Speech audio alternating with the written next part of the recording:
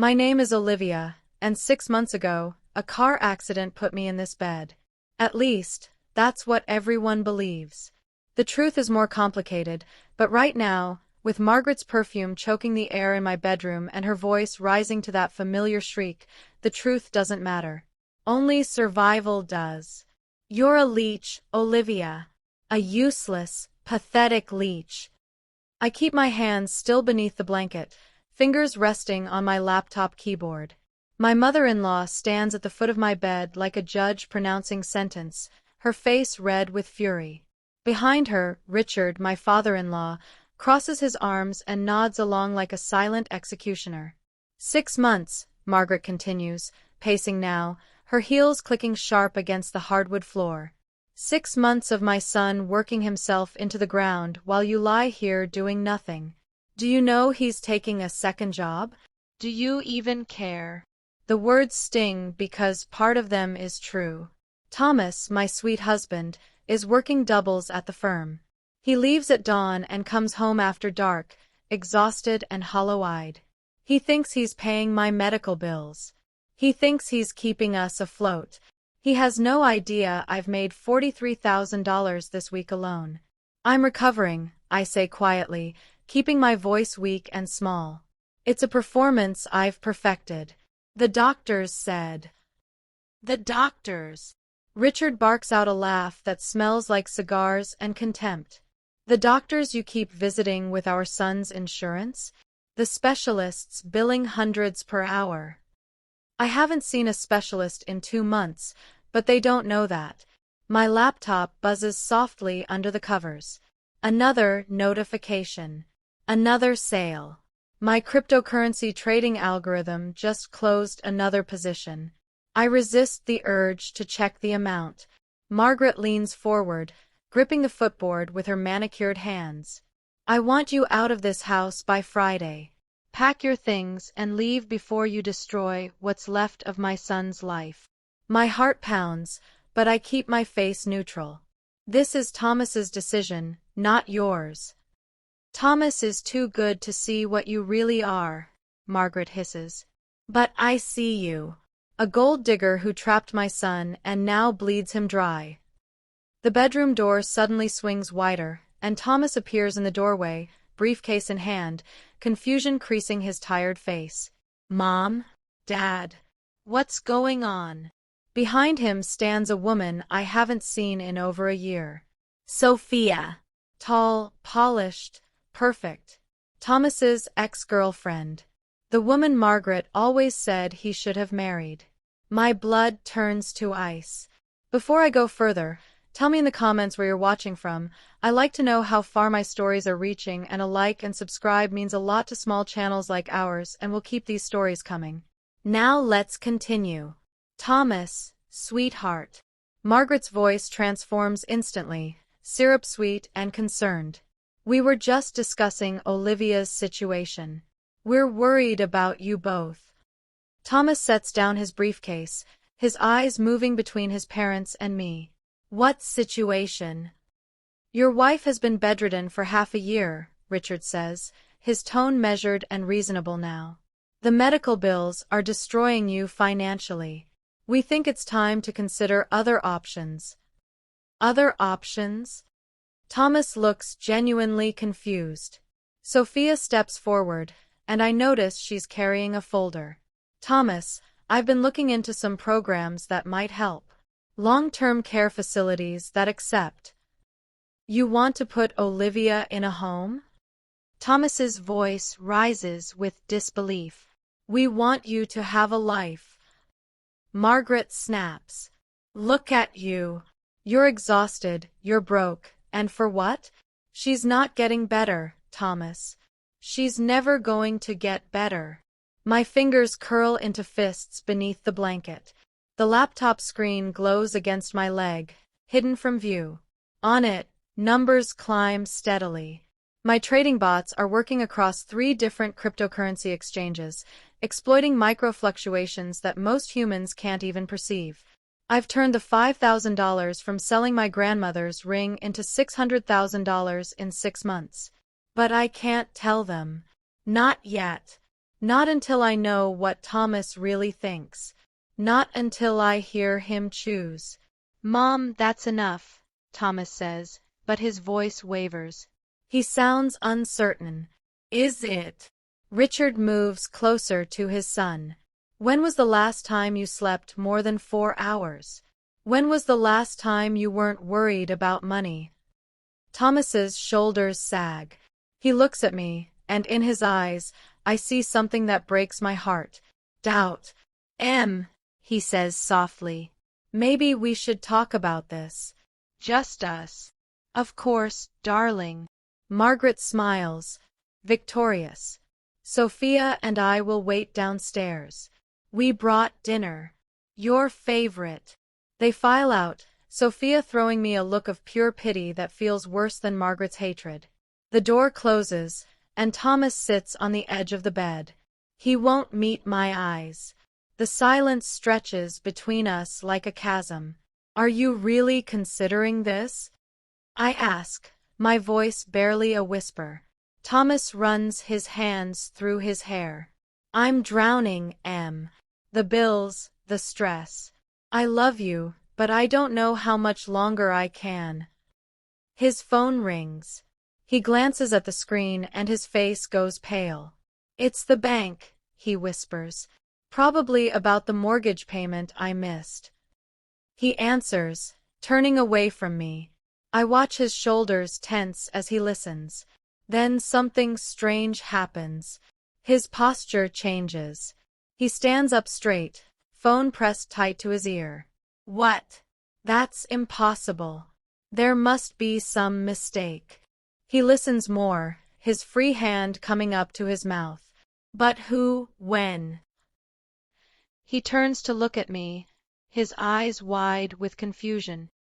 Are you absolutely certain? He ends the call, staring at his phone like it might explode. Thomas. My voice shakes. What is it? He looks at me, and I can see him trying to process what he just heard. That was the bank. They said our mortgage has been paid off. In full. This morning. The room goes so quiet I can hear my own heartbeat. Thomas stares at me, phone still in his hand, his face a mask of complete bewilderment. Downstairs, I hear Margaret's voice calling up, asking if everything is all right, but Thomas doesn't answer. He just keeps staring. He says slowly. Did you hear what I just said? I nod, my throat tight. This wasn't supposed to happen yet. I had a plan, a timeline, but the algorithm I'd set to automatically pay our debts activated early because I'd been too angry to double-check the parameters this morning after Margaret's last visit. The mortgage, Thomas repeats, like he's trying to convince himself he heard correctly. $340,000. Paid in full. The bank says the transfer came from an account in your name. My laptop buzzes again under the covers. Another notification. The sound makes Thomas's eyes drop to the blanket. What's that sound? He asks. Thomas. Margaret's voice is closer now, on the stairs. Is everything all right up there? I make a decision. Right here, right now, I choose the truth. I pull the laptop out from under the covers. Thomas's eyes go wide as he sees the screen, the multiple windows open, the trading platforms, the cryptocurrency exchanges, the numbers. So many numbers, all of them green, all of them climbing. What is this? He whispers. The bedroom door bursts open. Margaret charges in, Richard and Sophia right behind her. They all stop when they see the laptop, the expression on Thomas's face, the way the entire energy in the room has shifted. What's going on? Margaret demands. I swing my legs out of bed. It's the first time I've done this in front of any of them in months. Margaret gasps. Thomas takes a step back, shocked. Olivia, you can walk?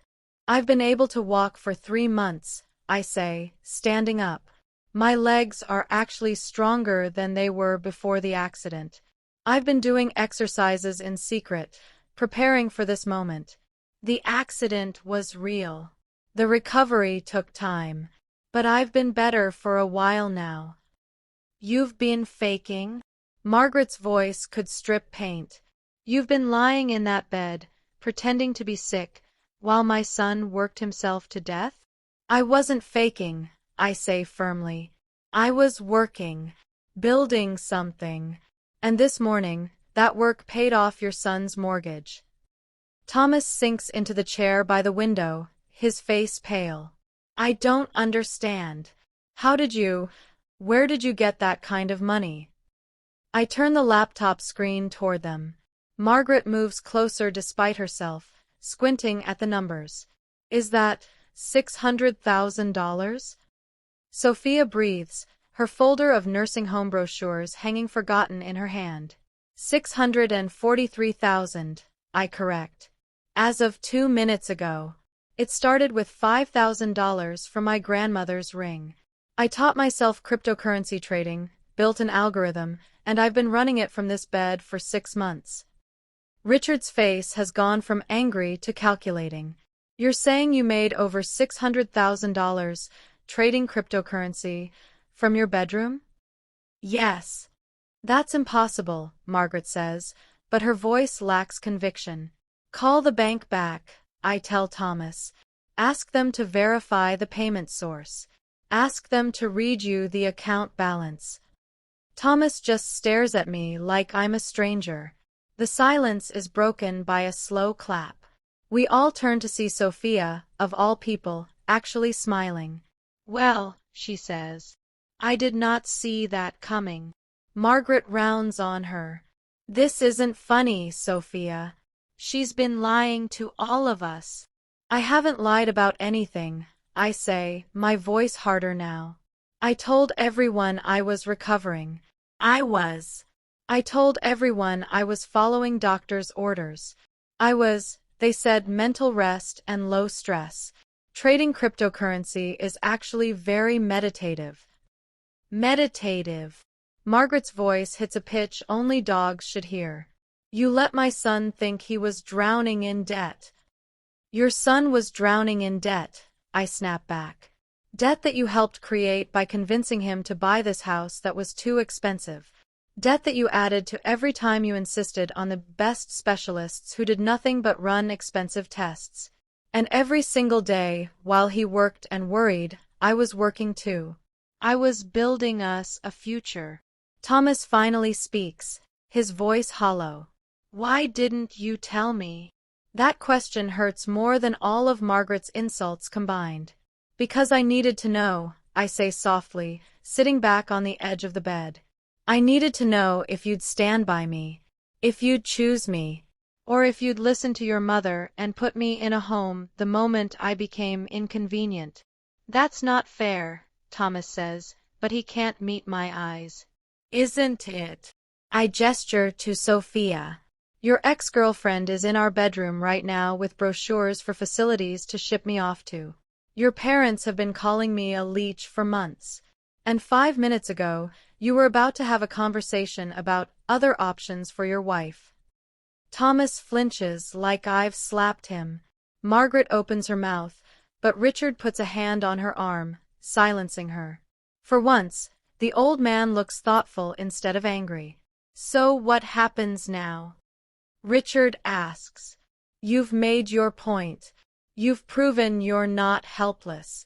What do you want, Olivia? Revenge. An apology. I look at each of them in turn. Margaret, furious and humiliated. Richard, calculating. Sophia, surprisingly sympathetic. And Thomas, my husband, who looks lost. I want to make one thing very clear, I say. That $600,000? That's mine. I earned it. And I'm going to keep earning. My algorithm is getting smarter every day. By the end of the year, I'll have made over $2 million. Margaret makes a choking sound. I paid off the mortgage because I love Thomas and I wanted to help. But I also just paid off every single medical bill, every credit card, every penny of debt this household has. I pull up another screen on my laptop and turn it toward them. As of 20 minutes ago, Thomas, you are completely debt-free. Thomas's hands shake as he looks at the screen. I watch emotions wash over his face. Shock, relief, confusion, and something else. Something that might be shame. Why? He whispers. Before I can answer, my phone rings. Not the usual notification sound, but an actual call. I glance at the screen and my stomach drops. It's my grandmother's lawyer. The one who handled her estate. The one I haven't heard from since I sold her ring 6 months ago. I answer, putting it on speaker without thinking. Olivia Carter? Yes. This is Howard Chen. I'm calling about your grandmother's estate. There's been a complication. My mouth goes dry. What kind of complication? The ring you sold 6 months ago. It's been flagged by an international auction house. They're claiming it was stolen from a private collection in 1952 and they want it back, along with any profits made from its sale. The room spins. That's impossible. It was my grandmother's ring. She left it to me. I understand, but they have documentation, Olivia. Very thorough documentation. And they're filing a lawsuit. Against you personally. They want the ring returned or its equivalent value. Plus damages. They're asking for $1.2 million. The phone nearly slips from my hand. $1.2 million. The words echo in my head like a death sentence. Around me, I can feel the energy in the room shift. Margaret's sharp intake of breath. Richard's calculated silence. Thomas's eyes on my face, watching me crumble. There has to be a mistake, I say into the phone, but my voice wavers. My grandmother owned that ring for 60 years. I'm looking at the documentation now, Howard Chen says, his tone apologetic but firm. They claim it was part of a collection stolen from an estate in France. They have photographs, provenance records, insurance claims. Olivia, this is serious. You need to get a lawyer. A good one. He hangs up, and the silence in the room is deafening. Margaret breaks it with a laugh. Sharp, cruel, victorious. So the great entrepreneur built her fortune on stolen goods. How fitting. Mom, Thomas says weakly, but he doesn't defend me. He just stares at the floor. I sink back onto the bed, my mind racing. Everything I've built, everything I've worked for, gone. Worse than gone. I'll owe money I don't have. The algorithm might earn $2 million by year's end, but I need $1.2 million now, plus legal fees, plus… Wait. Sophia's voice cuts through my panic. She's scrolling through her phone, frowning. Howard Chen. That name sounds familiar. What does it matter? Margaret snaps. The point is… No, seriously. Hold on. Sophia types rapidly, her eyes scanning. Then her face goes pale. Oh my God. What? Richard demands. Howard Chen isn't a lawyer. He's a con artist. Sophia turns her phone around, showing us a news article.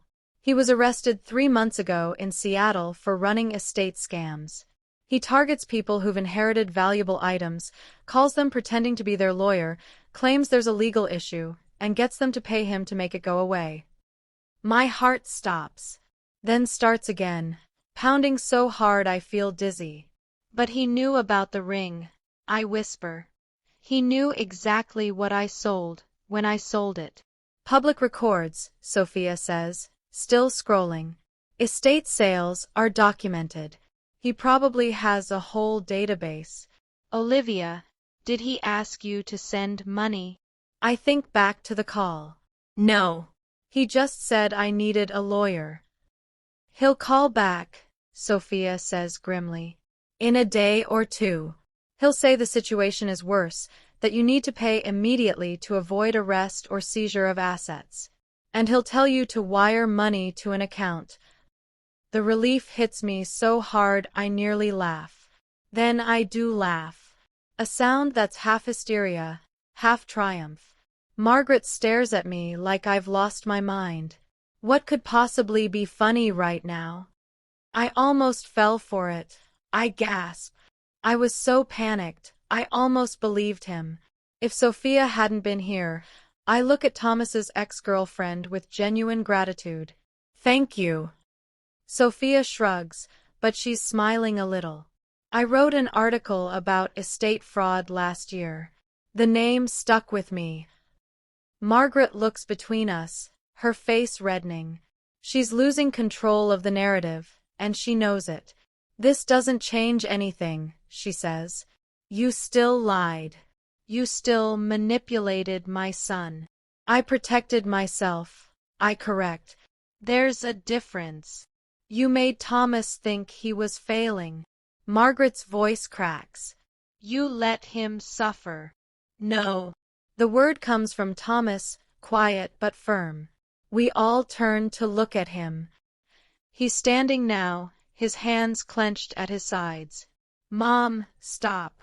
Thomas, I said stop. His voice is stronger now. He looks at me, really looks at me, for the first time since he walked in. Olivia, what you did, lying about being able to walk, testing me like that. It hurt. I nod, tears burning my eyes. I know. But my mother has been calling you a leech for months, and I never once told her to stop. His voice breaks. I let her come into our home, into our bedroom, and berate you while you were bedridden. Real or not, I let that happen. Margaret's face goes white. I was trying to protect you. You were trying to control me, Thomas says. The house you insisted we buy. The job you pushed me toward. Even Sophia. He glances at his ex-girlfriend. No offense. None taken, Sophia says quickly.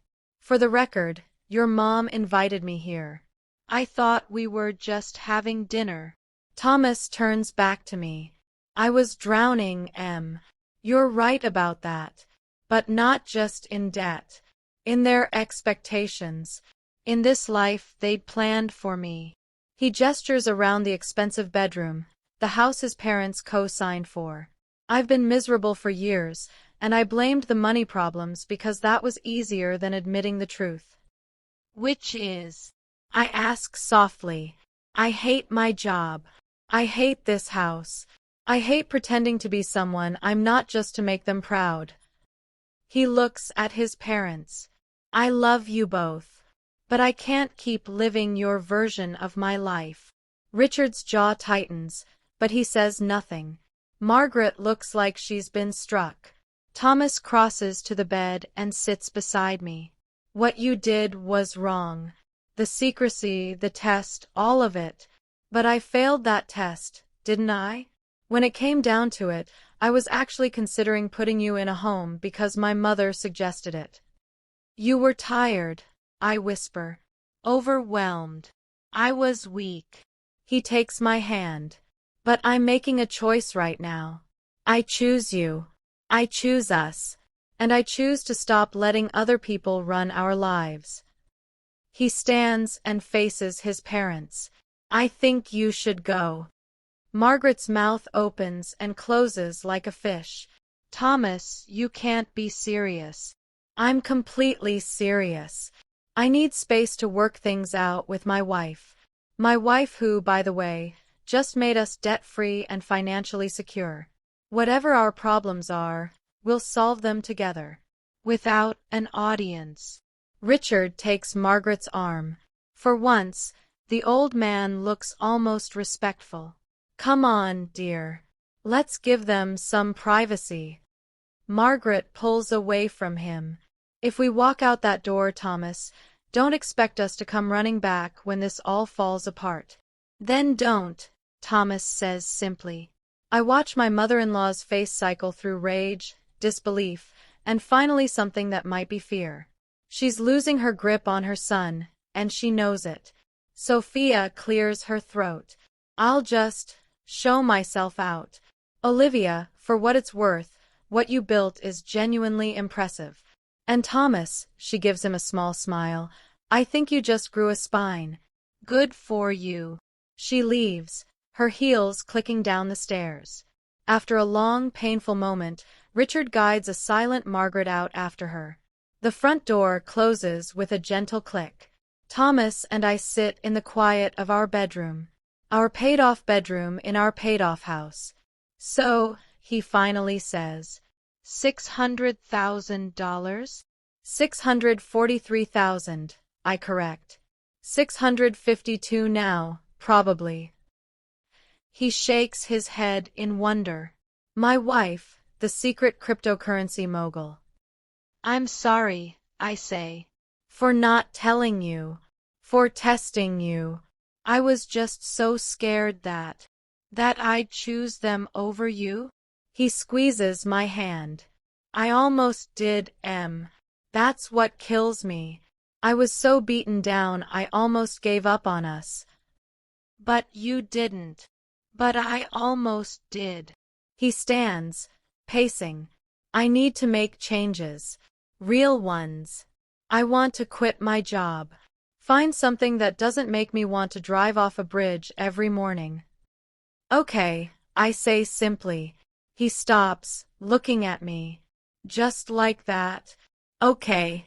Thomas, we have no debt and $750,000. You could take a year off and figure out what you actually want to do with your life. A smile breaks across his face. The first real smile I've seen in months. I want to write. I've always wanted to write. Then write. He crosses back to me, pulling me into his arms. We hold each other in the quiet bedroom, and for the first time in half a year, it feels like we might actually be okay. My laptop buzzes. Another notification. Another few $1,000s added to our future.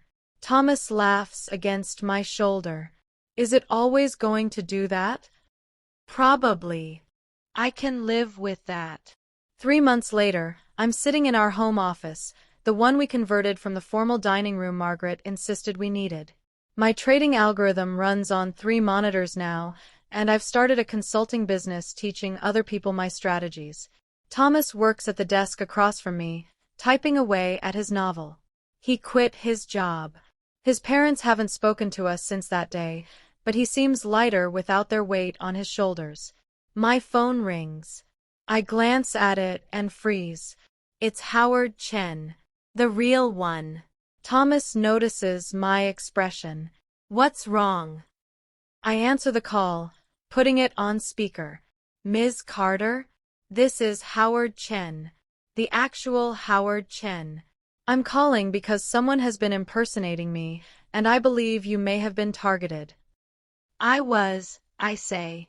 But we figured it out. Good. I'm glad. But there's another reason I'm calling. He pauses. I've been reviewing your grandmother's estate files, and I found something. A safety deposit box we missed.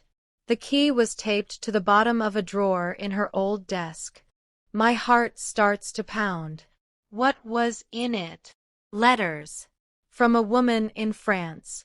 And a receipt of sale for a ring, dated 1953. Signed and notarized. Your grandmother didn't steal that ring, Ms. Carter. She bought it legally from the woman who inherited it. You own it free and clear. I close my eyes, relief washing over me. And one more thing, Howard says. There's a stock certificate in the box. 4 shares in a tech company that went public in 1985. If my calculations are correct, with splits and dividends, those shares are now worth approximately $4 million. The laptop buzzes. Thomas starts laughing. And in our little office, in our paid-off house, with our chosen family of 2, I realize something. Revenge isn't about proving people wrong. It's about proving yourself right. And building a life so good that their opinions stop mattering entirely.